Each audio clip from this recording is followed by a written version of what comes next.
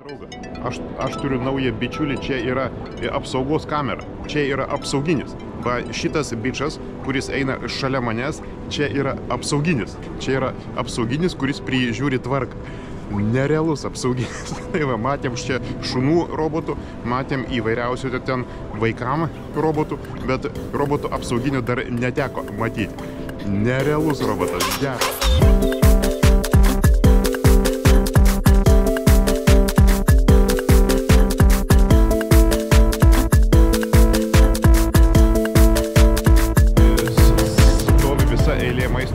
Vagonėlių ir stovi eilės. Dabar ofisuose yra pietų metas. Dauguma japonų iš ofiso tiesiog išeina va ten, kur galima atsisėsti tarp kitko. Tokijoje nėra suoliukų, praktiškai nėra kur atsisėsti, nėra suoliukų kaip ir šiukšliadėžių. Tai išeina japonai prie ofiso, va čia yra pastatyti net staliukai ir kėdutės ir visa eilė vagonėlių ir jie stovi tvarkingai eilėse ir eilė Japonijoje yra kultūros dalis, eilės yra visur. Prie metro, prie eskalatoriaus stovi eilė, va, prie maisto stovi eilė, prie perėjos atsistoja visi į eilę. Prasme, mes kaip debilai lendam be eilės visur ir nesuprantam, nu jo, čia negalima, čia į eilę pasirodo reikia atsistoti. Tai va, tai eilė stovi visur Japonijoje ir čia irgi prie maisto, prie vagonėlių stovi visi nusipirkti, pavalgyti išėję iš ofiso. Graži saulėta diena, Tokijas yra nuostabus ir Japonija yra nuostabi.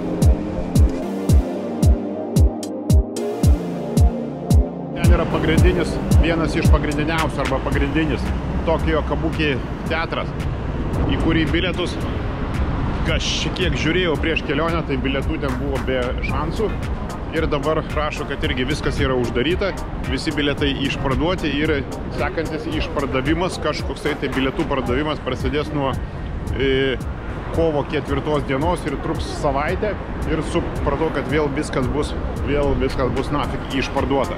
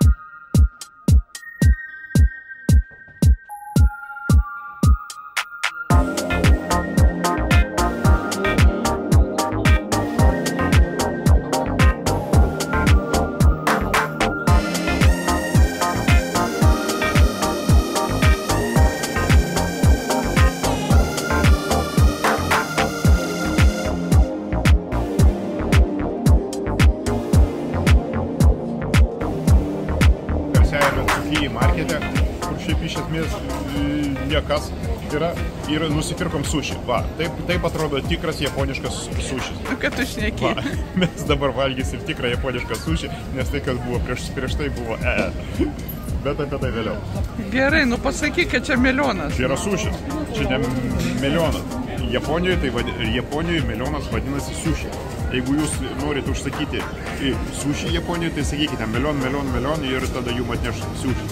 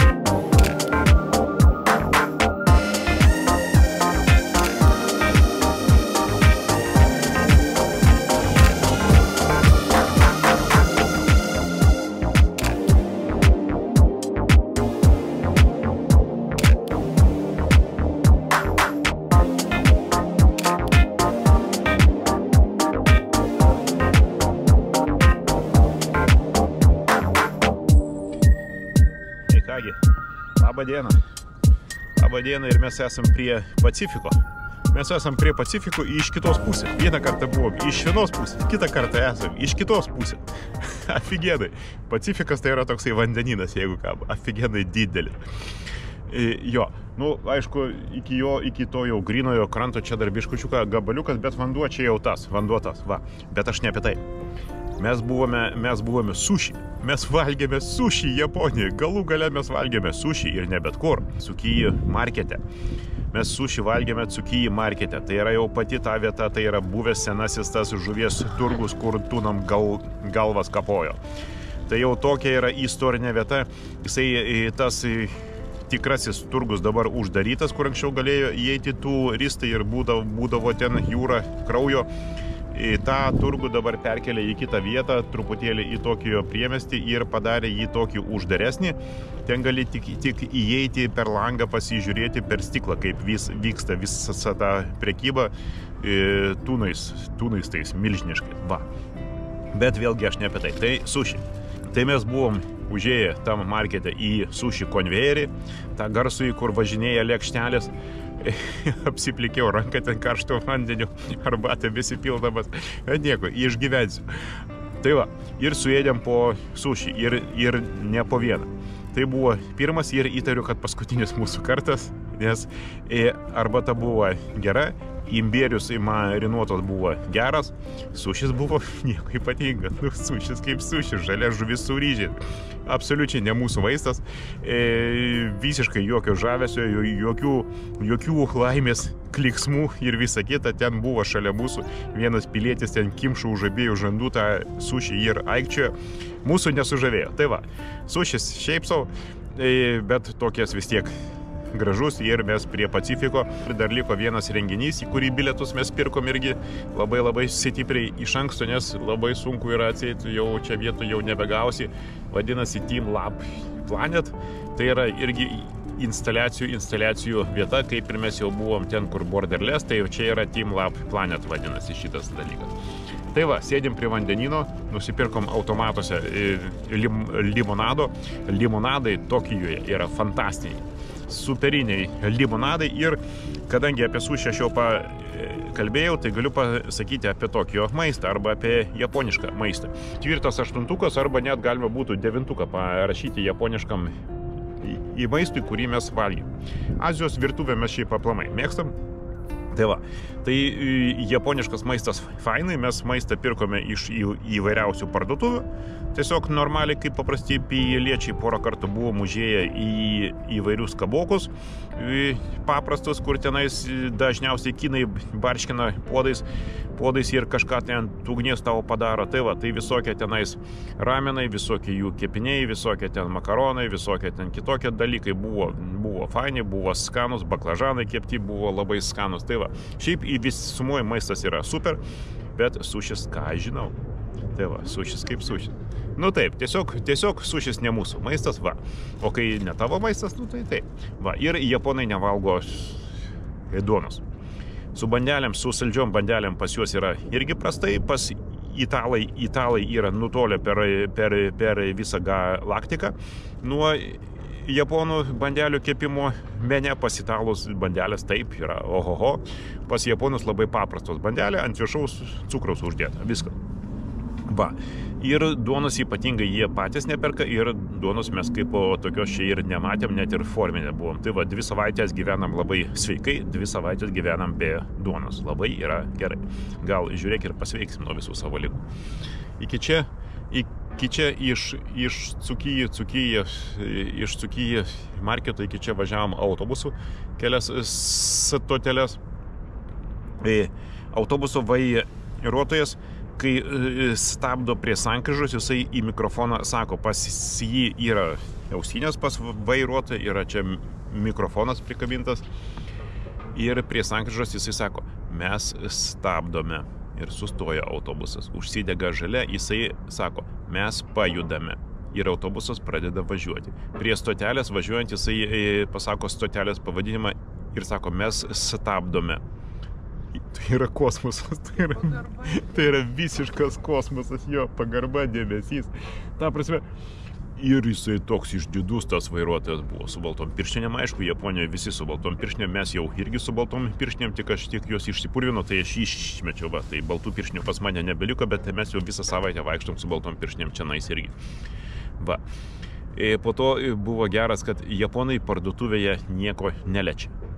Pas mus yra normalu parduotuviai, atėjai, pačiupinėjai, pasižiūrėjai, paskaitėjai etiketę, pasižiūrėjai sudėtį, pasikeikiai, ta prasme, pasakei, kad ten blogos kainos, viską nutenkiai kur nors, arba paėmei tą produktą, nešiai, nepatiko, ten kur nors numetėjai į kitą vietą, į kitą lentyną.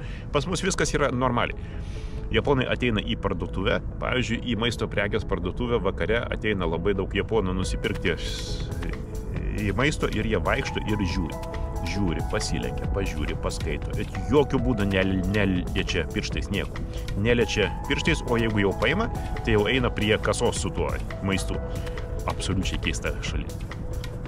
Pamiršau pasakyti, kad vieta, kur mes vaikštom, tai yra dirbtinės salos. Tai yra pats jau pakraštys Tokijo, prie vandenyno. Ir tai yra dirbtinės salos, tai yra iš šiukšlių supiltos dirbtinės salos. Va. Ir jos tokios čia žemėlapį atrodo labai kvadratinės, tvarkingos, aplinkui pristatyta naujų gyvenamųjų pastatų. Ir kas įdomiausia, kad jie aukšti. Va ten už manęs, va tie yra 50 aukštų gyvenamas pastatas. Tai reiškia pastatyti taip, kad žemės drebėjimų nebijo. Va. Labai tokia relaksova, labai graži vieta, šviečia saulytė. Kitą savaitę tiesa Tokijoje prasidės pūgos, lietus, sniegas, atšals iki +2 ir bus visai prastas oras. Ir mūsų čia kaip tik ir nebus tada.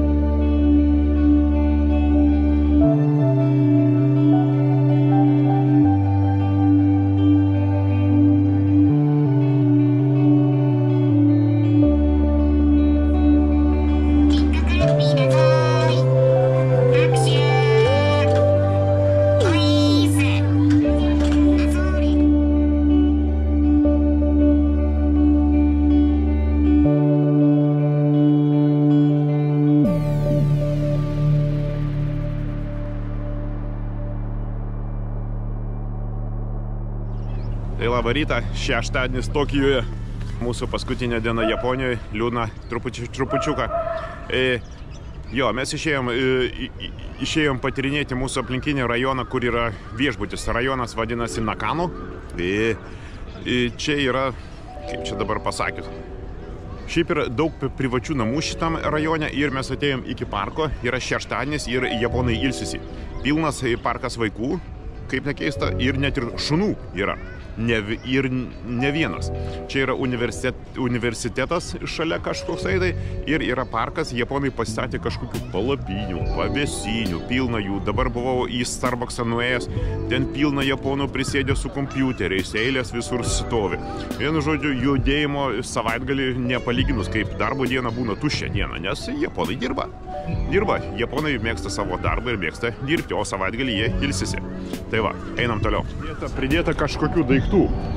Ir aš žiūrėjau, galvojau, kas čia siurbliai, nesiurbliai, robotai. O čia yra griliai. Čia yra griliai dujiniai. Griliai parke gali išsinuomoti tą grilių ir grilinti. Fainai dar. Šitaip atrodo šeštadienis nuošaliam Tokijo rajone. Čia mes esam pakankamai toli nuo centro iki Shinjuku. Iš čia su metro reikia važiuoti 3 stotelės berods. Tai jau Shinjuku, tai jau miestas. Va, žmonių pilna yra galerija, shoppingo galerija ilga ir visokių įdomių dalykų. Čia yra kur pinigus palikti. Šiandien yra šilta, šiandien yra giedra, šilta, nuostabus oras. Aš galiu pasižiūrėti, va, dabar yra 1 valanda. Dabar yra 1 valanda ir rodo 19 laipsnių šilumos. Ir japonai parduotuvėse yra įjungę šildymą ant pilno gazo, ant viso galingumo yra įjungtas šildymas parduotuvėse. Visur pučia baisiausiai karštas oras, aš nežinau, kas jiems pasidarė. Jie turi energijos per daug čia prigeneruoja, kaip Islandijoje kokioj. Vienu žodžiu, visose parduotuvėse yra baisinis karštis. Už manęs yra apie 9 rūbų, jau sakiau, kad yra 9 rūbų parduotuvės. Ir 9 rūbų parduotuvės yra masiškai. Už manęs, pavyzdžiui, dabar yra 9 rankinukų parduotuvė. Ir tipo, pagal kainą, aš taip suprantu, jeigu 300 000 jenų kainuoja, tai čia yra daug jau pinigų, tai ir Gucci Armani čia stovi, tai reiškia jie tikri, Louis Vuittonai stovi visokie rankinukai, reiškia jie yra tikri tipo brandiniai, bet jie yra visi naudoti, dėvėti. Va, ir tokių parduotuvių irgi matėm ne vieną. Prieš važiuojant čia internete aš girdėjau tokias legendas, kad Japonijoje yra pigu. Kad Japonijoje yra, pavyzdžiui, rūbai labai pigus, batai labai pigus, visokie aksesuarai labai pigus. Elektronika tai taip, aš sakyčiau. Pavyzdžiui, aš čia žiūrėjau visokių elektroninių dalykų, kurie man buvo įdomus. Ne tai, kad pirkto, tiesiog pasižiūrėjau. Tai pasakysiu taip. Normali brandinė elektronika kainuoja panašiai kaip Lietuvoje. Visokių mažiau žinomų pavadinimų kainuoja taip, kainuoja čia pigiau. Bet aš ne apie tai. Po 2 savaičių aš galiu pasakyti, kad yra faktas, rūbai, batai, aksesuarai ir viską, kas yra panašios kategorijos prekės, Japonijoje kainuoja pigiau negu Lietuvoje. Realiai ir stipriai pigiau, iki 30–40% kainuoja pigiau. Kažkokia mistika visiška, ta prasme, mes čia paskutinę dieną vaikštom po šitą rajoną, po visokias parduotuvės ir figėlinam nuo kainų, ta prasme, realiai.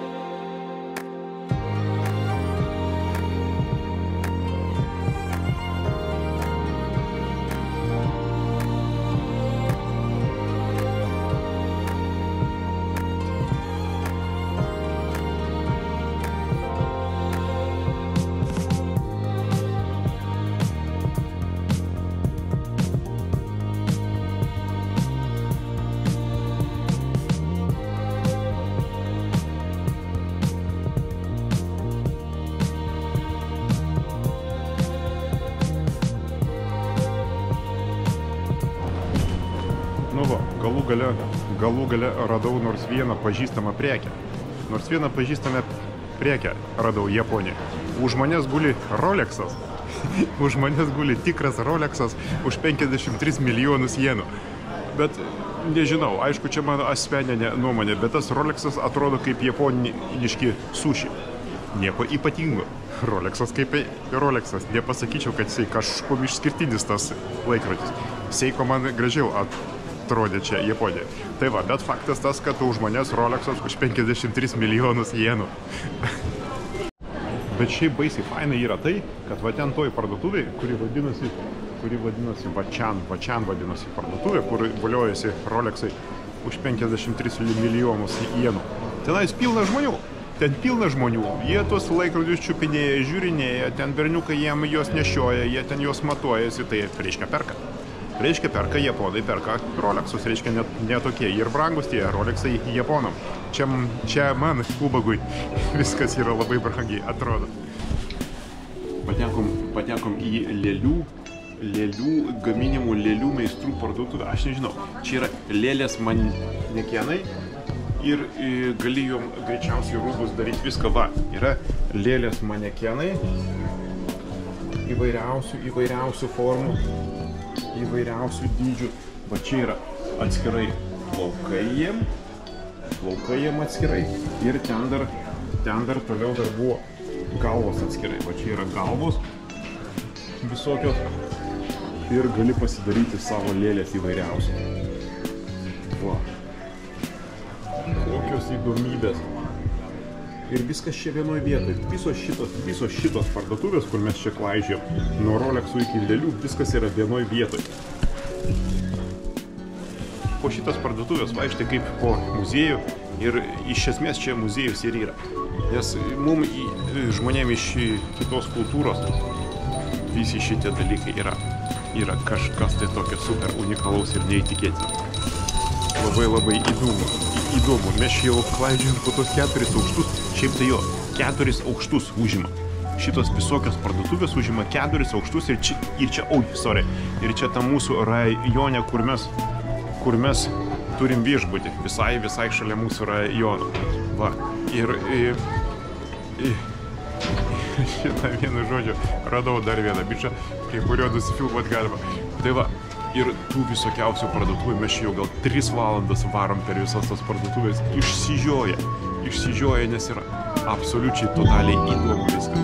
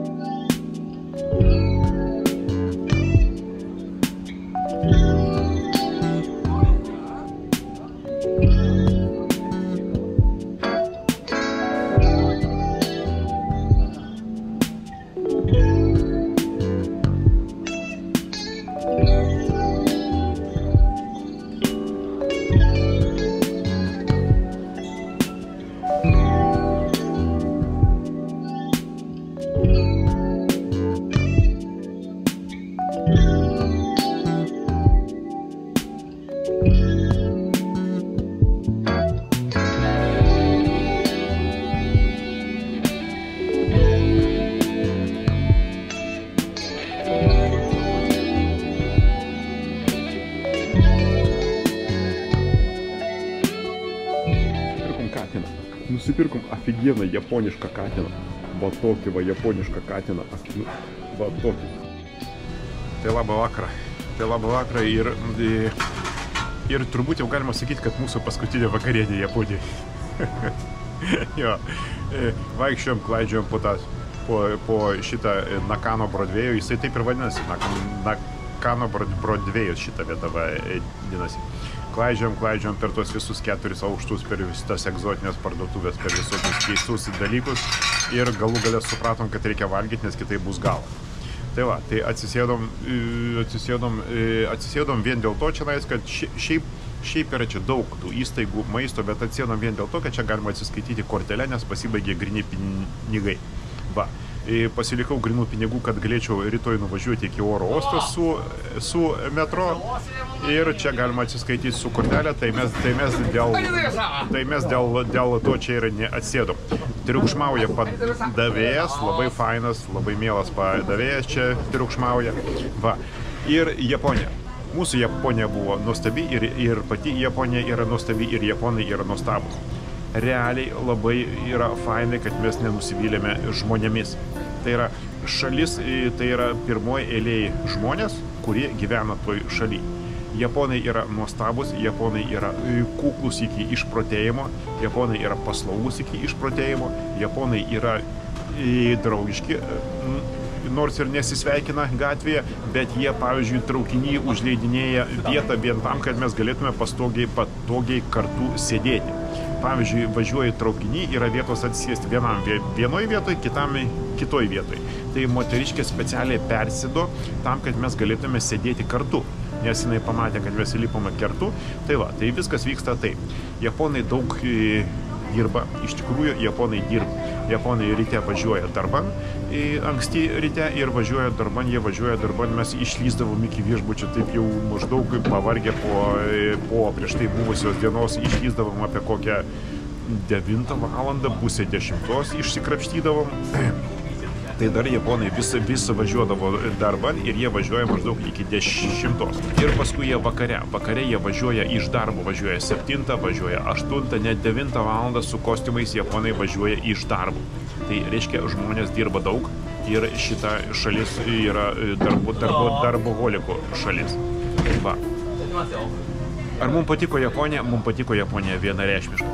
Patiko ir labai gaila išvažiuoti čia ir pranoko visus lūkesčius. Prieš tai mes buvom Osakoj, buvom Kijote ir buvome Tokijo. Aš net buvau Jokohamai, fantastiniam mieste Yokohama, kuriame nieko nėra, absoliučiai nieko nėra apart pavadinimo, bet ir ten buvo gerai. Tai va, tai buvom tose visose vietose ir supratom, kad Japonijos mes toli gražu dar nepamatėme. Iš tikrųjų, Japonija yra stebėtinai didelė ir čia yra visko ir mes labai daug ko nepamatėm. Ar mes norėtume grįžti į Japoniją? Įtariu, kad taip. Tokijas yra monstrinis miestas, kaip ir sakiau, ir jisai paliko įspūdį atskirų miestelių, atskirų rajonų, atskirų vietų, kurios turi savo veidą vienareikšmiškai, bet vientisas miestas jisai toksai, kaip ir mes nesugebėjom jo suvokti. Va. Japonija yra gerai. Japonija yra gerai, jeigu turit galimybę važiuokit, tai yra aфигена šalis ir nuostabus žmonės. Japonai yra fantastiški.